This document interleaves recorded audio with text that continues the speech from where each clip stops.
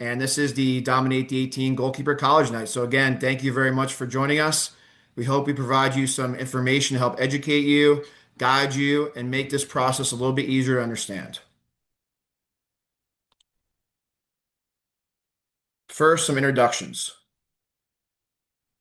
Hello, my name is Maddie Murphy. I am the current assistant coach at Muhlenberg College. I started my playing career at Boston College and then transferred to West Virginia. And I also started my coaching career at Shippensburg University.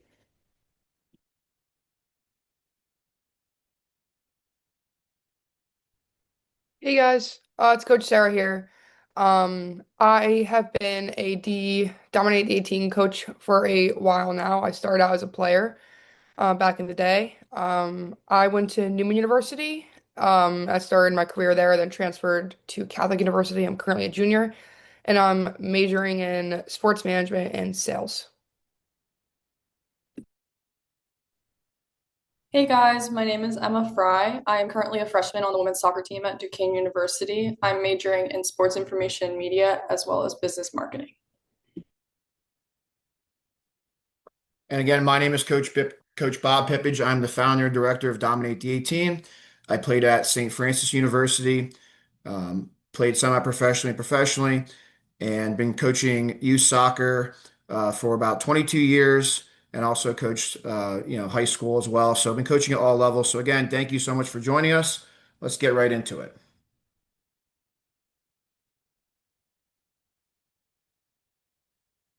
So we're going to talk about a lot of different areas today. First, we're going to talk about making your highlight videos that you send to coaches. We're going to discuss the length of them, the type of saves you should have, and the categories of saves.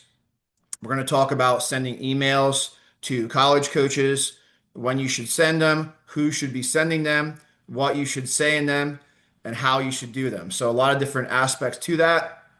We're going to talk about the recruiting timeline, what the goalkeeper should focus on each year of high school. And we're also going to talk about common mistakes and things to avoid because it's so important that you're putting yourself in the best light for college coaches to give yourself the best opportunity to land your dream school. So there are different rules and timelines based on the division of college soccer you're playing in, as well as the level of college soccer, whether that being Division One, Division Two, Division Three, NAIA, or junior college. And throughout this process, you want to make sure that you're being realistic with your goals and expectations. Of course, we want all goalkeepers to have the perfect dream school in mind. We want you to shoot for the stars. But again, you also need to be realistic with your level of play, the type of goalkeeper you are, and your expectations.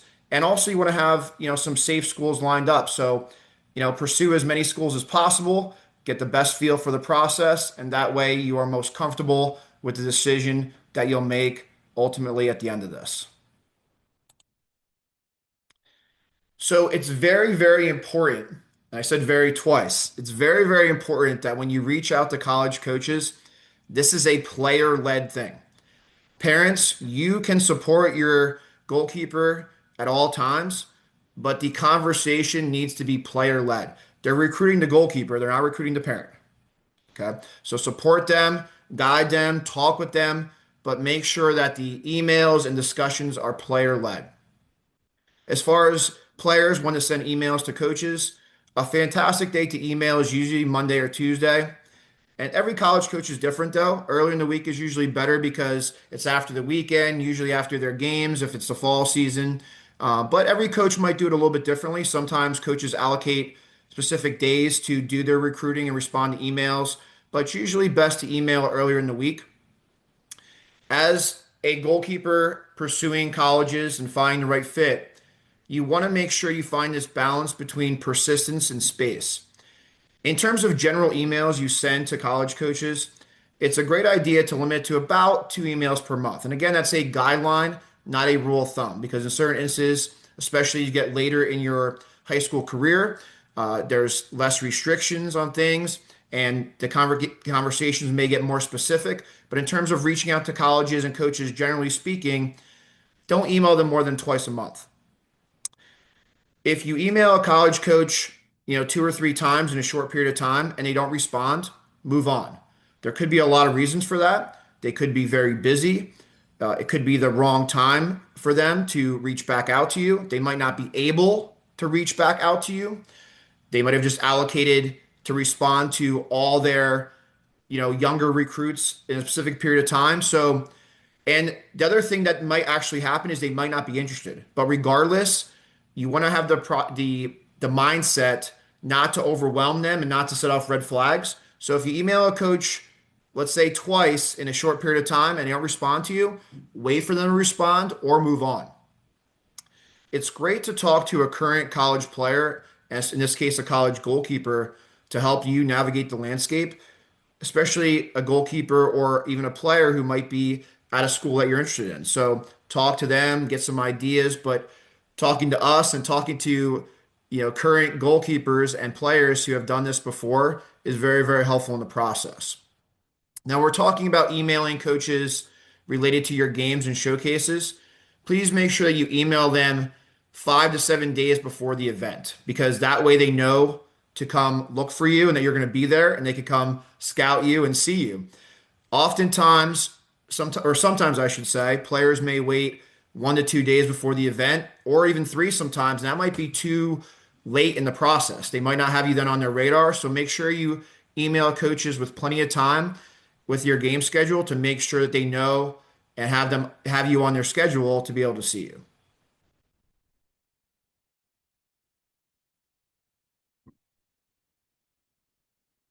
Okay, so I'm going to talk about the timelines per division and level.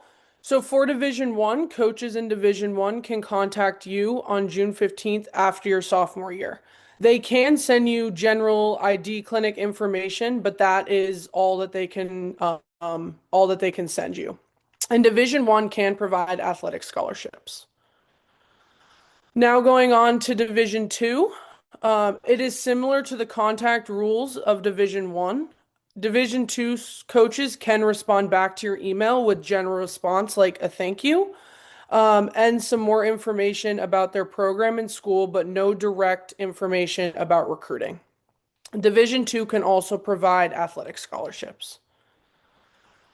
Now going on to Division 3, coaches can contact and respond to you at any time. The only thing is that off-campus, in-person contact cannot occur until after your sophomore year. And you can interact with Division 3 coaches at showcases and games as well. Now, going into NAIA, so coaches can contact you at any time after your freshman year. There are no limits on contact and no visit restrictions for NAIA, and they can also provide athletic scholarships as well. And then going on to JUCO, you can try out on campus after your high school career is over, so that would be during your senior year. Um, and then all of these divisions and levels will be at showcases. So make sure you do your research of what schools will be at the showcase that your club team signs up for. And make sure to reach out to them again, like Coach Pipich said, prior to the showcase about 5 to 7 days before. And there are quiet and dead periods as well. So a dead period means that coaches can't meet with recruits at any manner in person, but you can talk to them on the phone or via email. And then a quiet period, you can only talk at the college physically in person.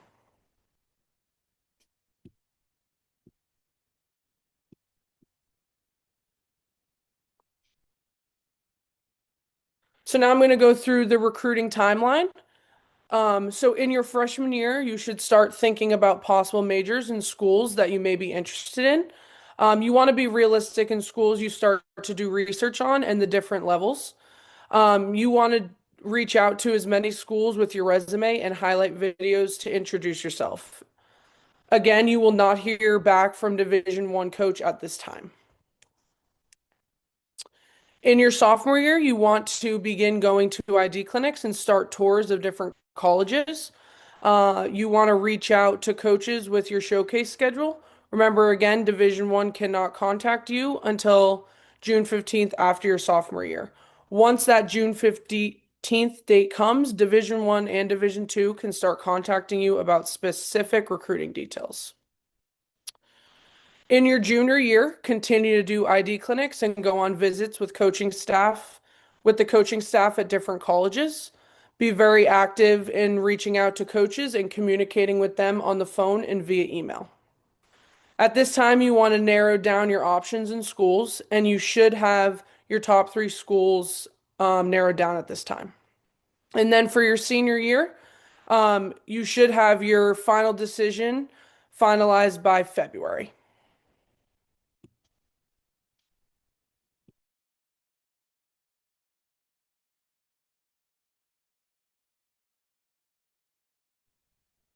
Hey guys, Coach Sarah here. We're gonna go over quickly what a highlight video is going to look like that you will be sending out to your college coaches during the recruiting process. So first of all, your length and structure should be ideal 3 to 5 minutes. Try to keep it on the shorter side of that 3 to 5 minutes, no more than five total. Open with your best 2 to 3 saves. Um, Sometimes people will send multiple videos to coaches, but specifically for today's presentation, we're going to be talking about one specific video. Sometimes coaches do prefer this because they do have a lot of recruits. So just keep it short, simple, sweet, but obviously show off your skills to your coaches. Technical ability. In the videos, you want to focus on footwork and set position, basic handling, diving saves, tip overs, but you also want to have your game situations in there, 1v1 and breakaways, dealing with crosses, corner kicks and aerial challenges, cutback balls and floated crosses, and 2v1 and 3v2 situations. But you also want to have your distribution and play in possession, which is goal kicks, throws from crosses or saves, side volleys, passing under pressure, and decision making. Coaches don't want to just see your crazy upper 90 saves. If you can do them, great. That's not what coaches are looking for in these videos. They want to see that you can handle all aspects of goalkeeping and do it well. Last but not least, you want to make sure that your game presence is known and you can see it in the video. If you can get the audio of your video, that is great, that is amazing. Coaches love to hear you communicating. In your video, make sure when you are communicating that you're being very clear with your players, giving 1 or 2 word demands and not over talking. Coaches don't want you to talk so much because when you do talk so much in goal, which is a good problem to have, um, players on the field struggle to know what to listen to, right? And they start to block you out. So make sure in your videos, if you can get the audio, that's amazing. Just make sure 1 or 2 word demands. And then last but not least, adding contact information in the video. You sent the video, great. Okay, now what? The coach wants to know. In the beginning, which is preferred, or the end of the video, you want to put your name, email, and your number. Okay? Preferably don't put your school email, put your personal email in there. Um, Make sure you also put your club coach contact information. If you want to throw your high school coach in there, that's great as well. This is just a great reference to have when you have your coach's information in there. That way, if a college coach is like, hey, I want to get to know more about this student, how are they doing in school? How do they present themselves in the field? Um, Club coach contact is a great way to go. So yeah, thank you guys. Thank you, Coach Sarah. That was fantastic. So now we're going to shift gears here from some factual information, and Coach Emma Fry is going to share her story. So Coach Emma had a very unique experience going through the college recruiting process and journey to find the right school. Coach Emma, who plays currently at Duquesne University, she actually committed and she was recruited by a lot of different schools. She committed to a Division two school and then decommitted, and now she's at Duquesne. So we're going to let her share her story. We want you to understand that not every goalkeeper's journey is just straightforward. There might be ups and downs and different changes and pivots, but eventually, as long as you're persistent and stick with it, you're going to figure it out. Coach Emma?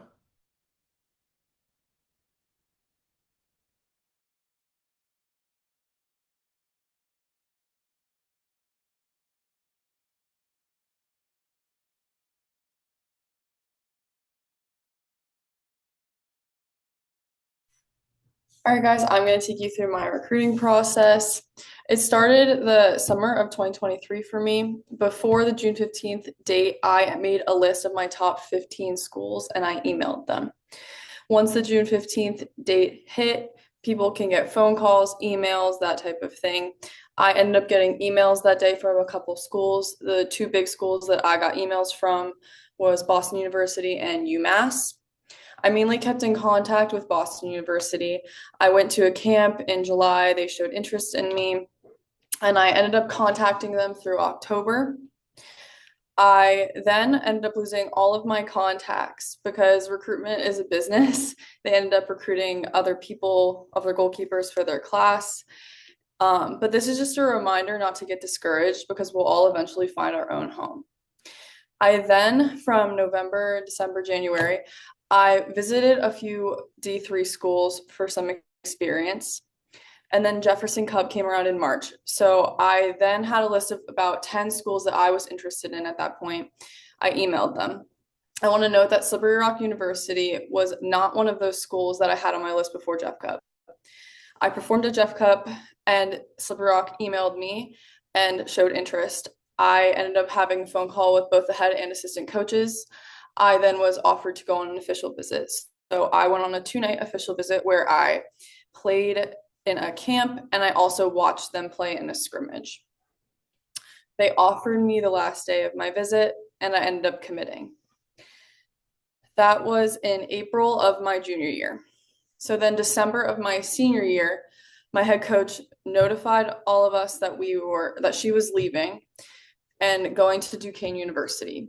As soon as that meeting ended, I immediately texted her and asked her if there was any opportunity that I could possibly have to be on the team. She ended up responding and saying there was not enough roster spots. So I ended up with a no at that point. About 3 weeks later, a roster spot ended up opening up and I received a phone call from her. Since I was committed at that point, on my visit, I could not meet the team or talk to any other coaches there. So I just had to visit as like a regular non-athlete student. I loved the school, so I decided to go through the decommitting process. I had to email compliance at Slippery Rock, and once compliance released me, I was able to commit to Duquesne University. I had to do this because I had already signed my national letter of intent for Slippery Rock. Once I did that, I signed my letter of intent for Duquesne University, and I have been there ever since. Thank you. Awesome. Thank you again for sharing that, Coach Emma. Emma is a fantastic coach for Dominate the 18, as all the coaches are here, and she's a fantastic goalkeeper.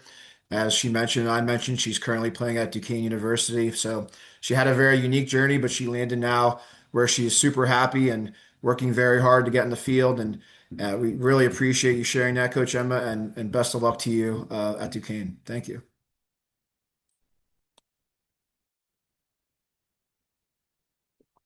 So now we get to the question and answer portion of the presentation.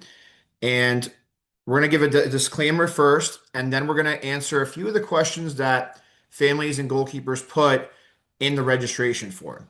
So first, a disclaimer. So the information shared in this presentation is the viewpoints of Dominate the 18.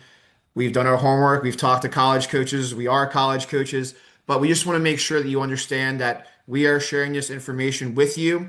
Please make sure you always do your own research to check and verify things. Okay? So first, we're going to start with a question that was asked 3 times in the form. Does height matter? Okay. The answer is yes and no. So for you as a goalkeeper, the height does not matter. And what I mean by that is you're going to pursue this thing to the best of your ability. I am a small goalkeeper. I played Division One.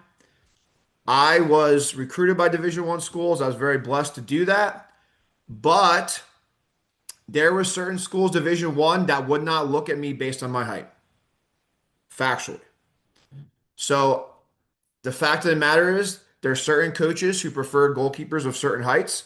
There's other coaches out there who look at the skill itself, and if you could deal with your aerial balls and command your box well and have a great presence about you, they are not worried about the number of your height. Okay. So does height matter? Yes and no. But for you as a goalkeeper pursuing your dream school, it does not matter whatsoever. We hope that makes complete sense. Coach Sarah, do you want to add anything to that? Yes, thank you, Coach. I totally agree with what Coach Pippich is saying. Your height does not matter. I got lucky. 5'10". I was born that way, thank goodness. But one of my really good friends, Olivia Rosenberger, she's one of our fellow coaches here at Dominate the 18. Olivia is 4'11", and she went to a huge Division II, very well-known school. She has incredible capabilities. The only thing I'm going to add to that, if you are really concerned about height, coaches want to see your vertical in your videos and in your presence in the goal.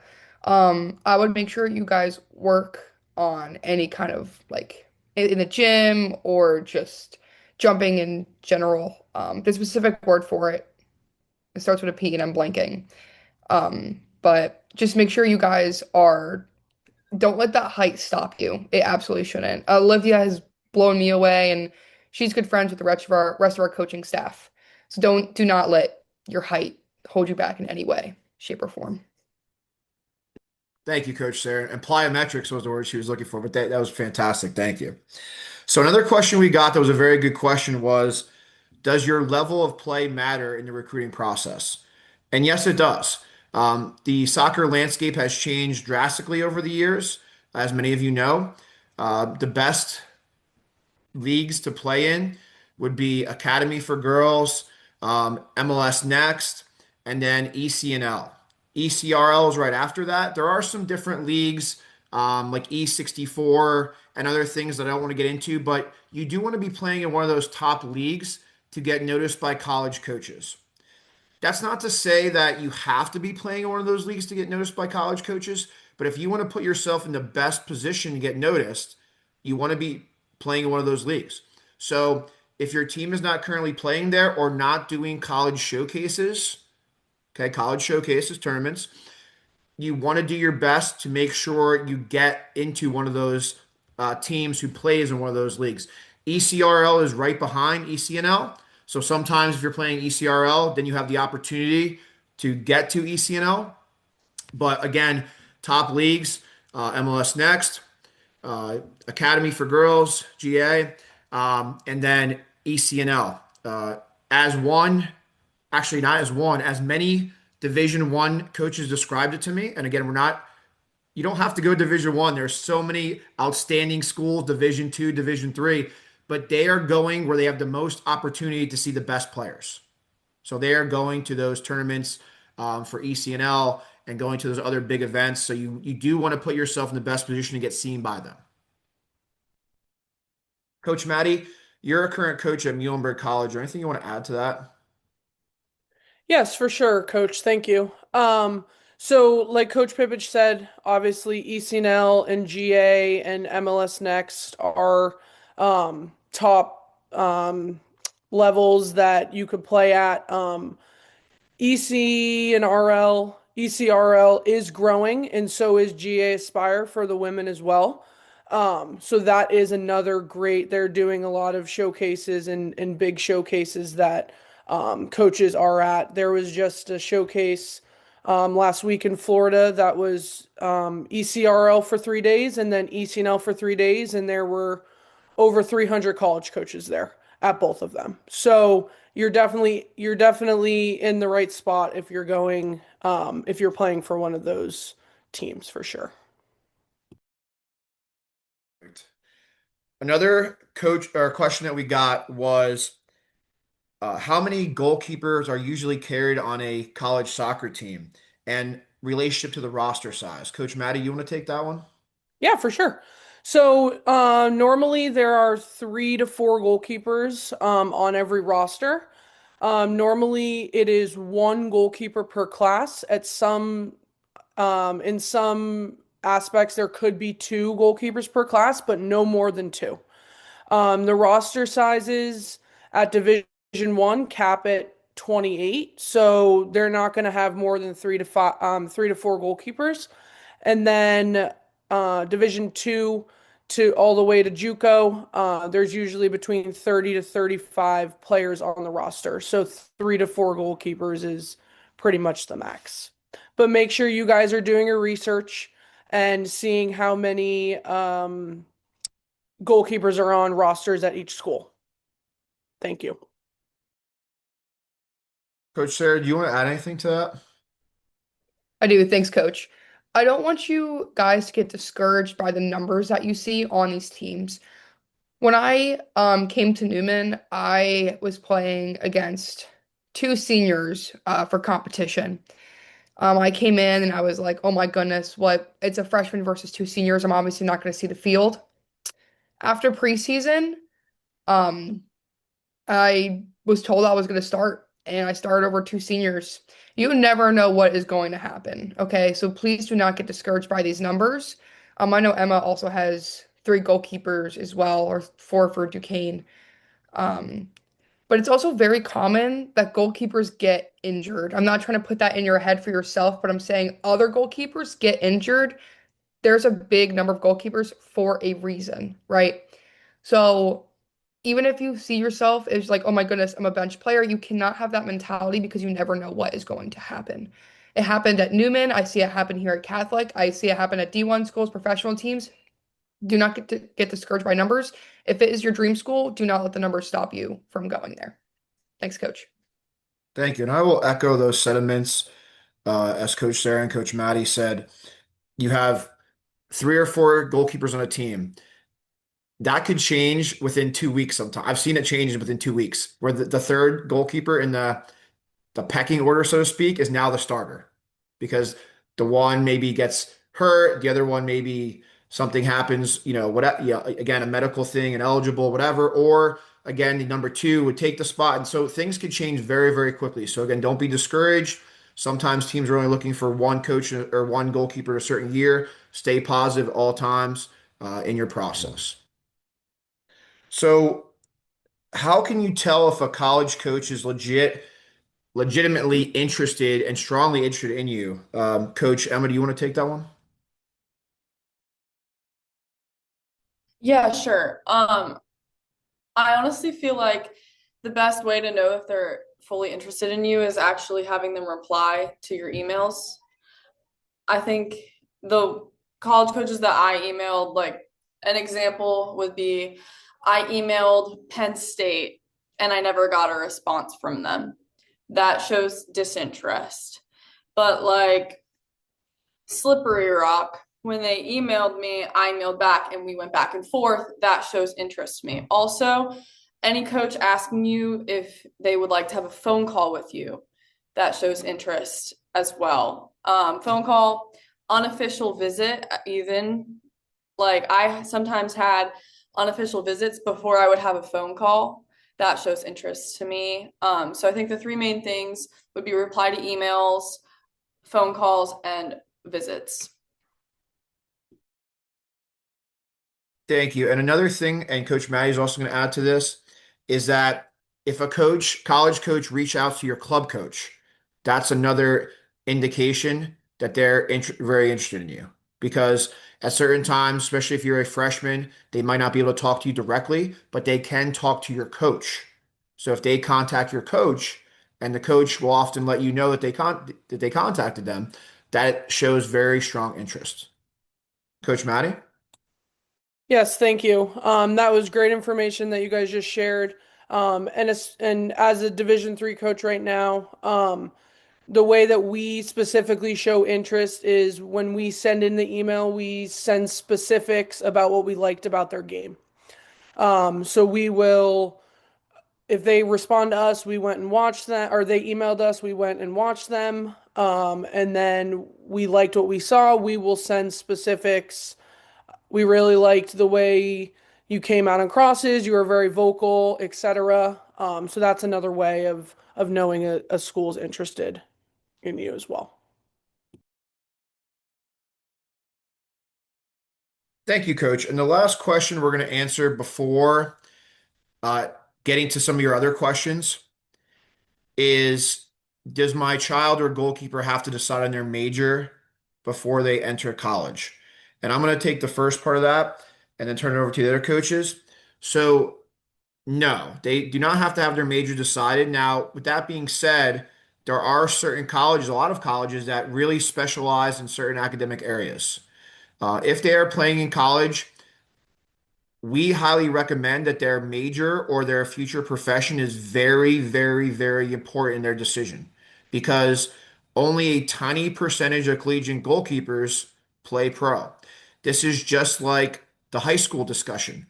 We have a lot of people who play high school, and only 7% of them, it might be less than that, go on to play collegiately at some form. Okay, even and it's way less for Division One. So the same thing is true of playing pro, and the landscape of U.S. soccer is changing, especially with MLS Next Pro and other opportunities like that and overseas. So if your goalkeeper's goal is to play in college, which is an amazing goal, that was my goal as a kid. All the coaches, I believe, it was their goals. That's an outstanding goal to have. But your future profession should be extremely important in that decision. Now, can you go in undecided? Absolutely. But many schools specialize in certain academic areas. Coach Emma, do you want to add to that? Yeah, I agree with everything that you said. I personally did have a one declared major. My declared major was sports information and media, but coming here made me realize that I wanted to add a second one, and I was able to do that. But I also have friends on my team that came in undecided. I have friends on my team that came in fully undecided, business undecided. But I know, like for Duquesne personally, they have a really good business school. They have a really good nursing program. So I knew that I wanted to be in business of some sort. So when I was looking at schools, I made sure that I looked into the schools that had good business schools. Thank you, Coach Emma. And now we'll move on to some of your questions that you have from watching the presentation. So we're going to go to the chat first, and you could also raise your hand. Hopefully, we can see that properly if you have another question. So one of the questions we have is, if you're not playing in one of those elite leagues you mentioned, how do you overcome that? The best answer for that is to go and try out for those teams. You know, I remember having specific conversations with certain goalkeepers the last 2 or 3 years at the end of our winter sessions or summer camp or individual training, and they expressed strong desires to play at a high level collegiately. And we said, you got to go play. Here's your options for a 60-mile radius. You got to go play for one of those teams. And for in most cases, to be honest, I'll say in all the cases I'm mentioning right now, those goalkeepers went on to play for those teams because the fact of the matter is that these high level programs, ECNL, they need good goalkeepers and they need, they want to be successful. And related to this, it is a financial thing as well. They want their club to do really well. The better they do, the more revenue that comes in. So they want good goalkeepers. So you do have to try to put yourself in that position. If your team is not playing in one of those leagues, you can still do college showcase tournaments. But I will say that there's more Division 3 NAIA junior college coaches at the smaller showcases and less Division 1 and Division 2. That's not to say there's never a Division 1 coach there, but that is the reality of that landscape. Coach Maddie, can you jump in on that as well? Yes, for sure. So us as a Division 3 school at Muhlenberg, we do go to the main showcases like the ECNL showcase, GA showcases, Jeff Cup, Bethesda, and a lot of those teams that are there are tagged to ECNL, ECNL RL, GA, and then our men's program as well. They go to ECNL, MLS Next. Those are the major showcases they go to, and they're mainly looking to take um, goalkeepers from those that play at a high level as well. Awesome. Thank you. Thank you, Coach. Appreciate it. So one of the questions in the chat was, if we have a dedicated goalkeeper coach on our club team and two practices a week, should I bypass high school soccer? I'm going to let Coach Sarah take this one after I address a little bit. High school soccer is a very unique thing.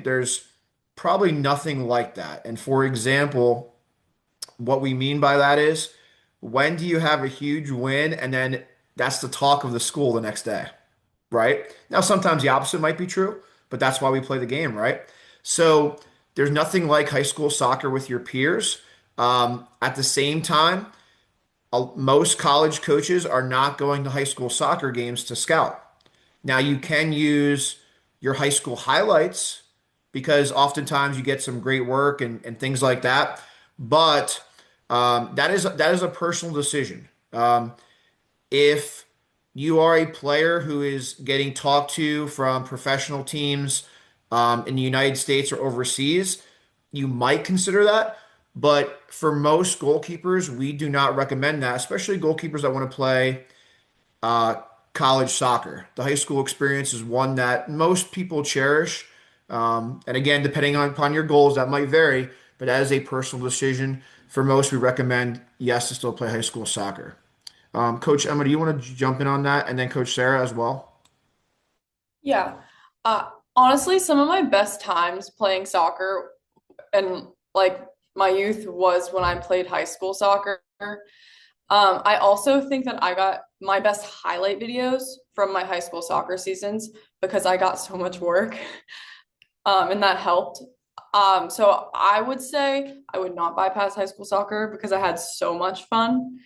And I think fun is the reason we play the game. So if you have fun playing soccer and you have fun at your high school team, I would say play high school soccer. Coach Sarah, can you add to that as well? Emma, you made some really great points, and I totally agree. You only get high school once. It's not something you can go back to. And for me, high school was one of the best 4 years of my life, especially on that soccer team. That's where you build those friendships. And for me, playing club and high school together, like you play in different seasons, but I made so many great connections through Dominate 18 and playing club that I would know almost every goalkeeper on every team in Colonial League. I played for Notre Dame High School in Easton, PA.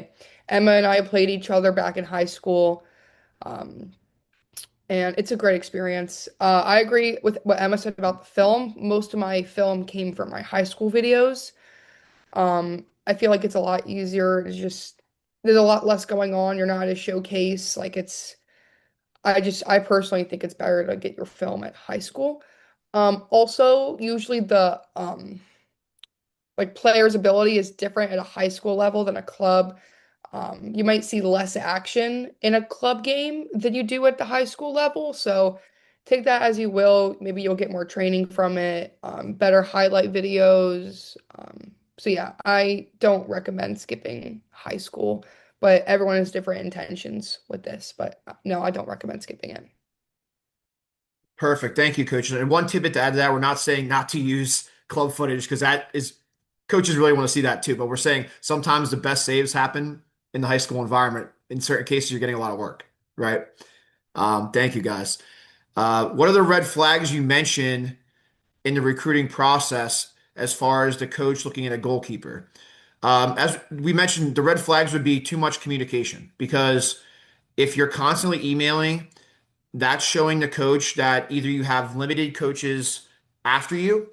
It's also not showing composure that they're looking for. We do want goalkeepers to be composed, and it's just like many things in life. So that's not to say it might totally eliminate you, but it's all a process. It's almost like looking for the perfect dream job and things like that. It's all part of the process. So too much communication, bad highlight videos, not enough on your highlight videos, not showcasing some of your best saves at the beginning. Sometimes we'll watch some highlight videos and the goalkeeper will be picking up the ball inside the 18. The coaches really don't need to see that, right? Hopefully we could all pick up a ball that rolls inside the 18. So they want to see all aspects of different types of saves, distribution, different scenarios. So have a strong highlight video and make sure your communication is sound and appropriate because if not, those are two red flags. Coach Maddie, do you want to add to that? Yes, for sure. We mentioned in the presentation as well, the the parents as well. right? So we obviously want the parents to help and guide the student athlete, but if we're getting emails or the email is from a parent email, it's kind of hard for us to be able to connect with the student athlete themselves. So I think that would be another thing to kind of look to kind of think about as well. Thank you, coaches.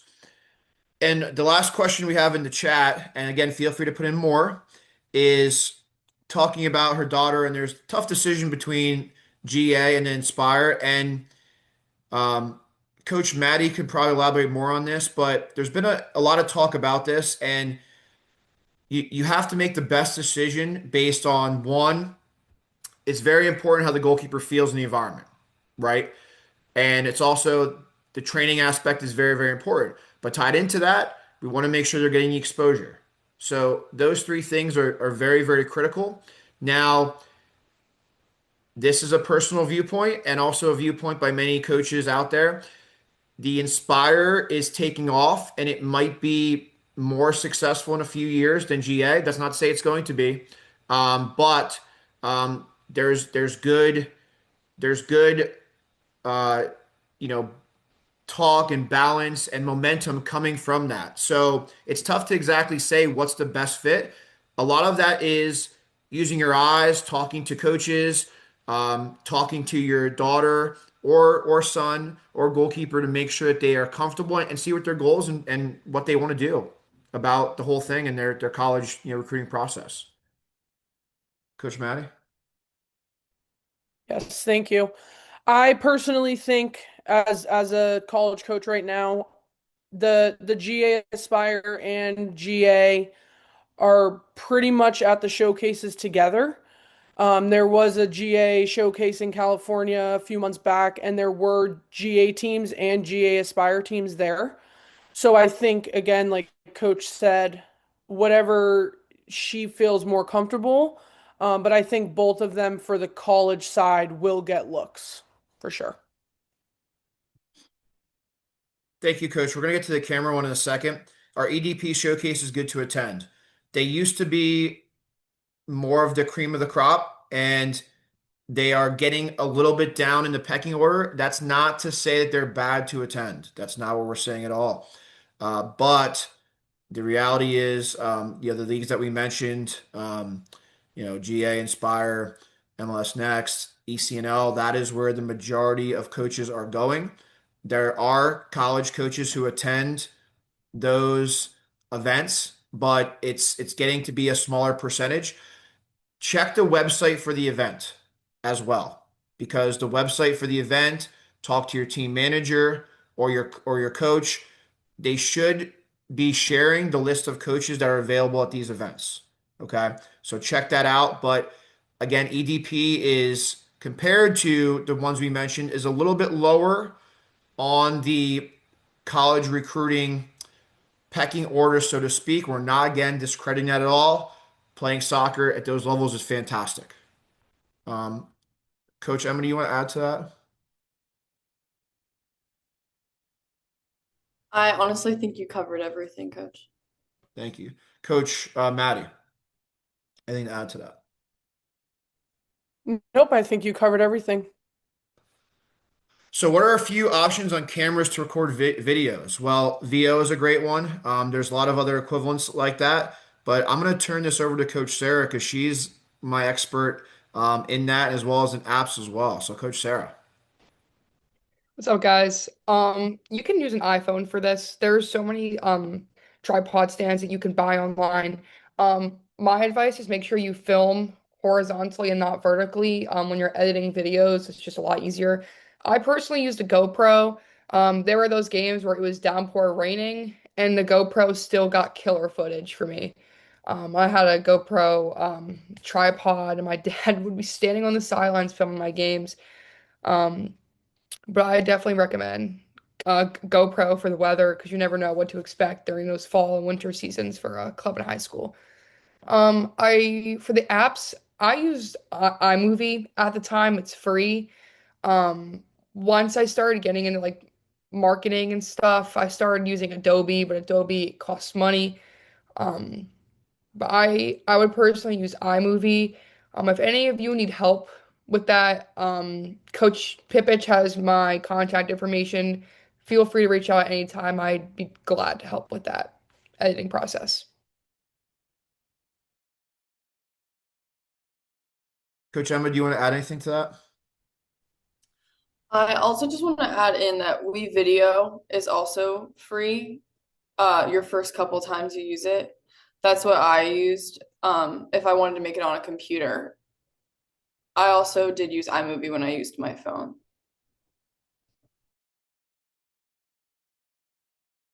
Thank you, coaches. So we have about 10 minutes left as far as the timeline we allocated for the program.